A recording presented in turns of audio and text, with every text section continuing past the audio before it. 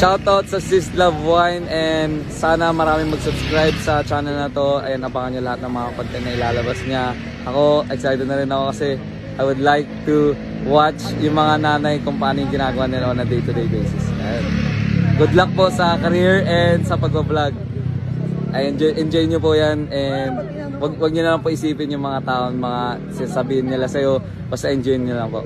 Ayan, kita-kita po tayo soon. God bless.